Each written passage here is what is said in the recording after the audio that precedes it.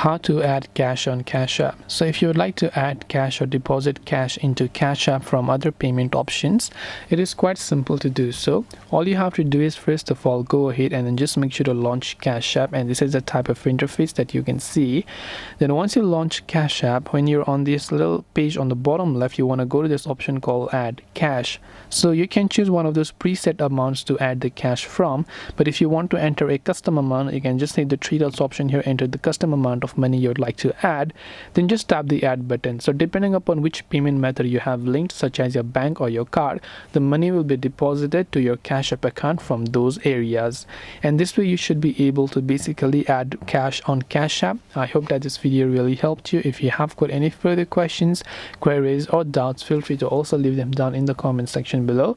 As always, thank you very much for watching till the end of this tutorial, and see you soon in our next video.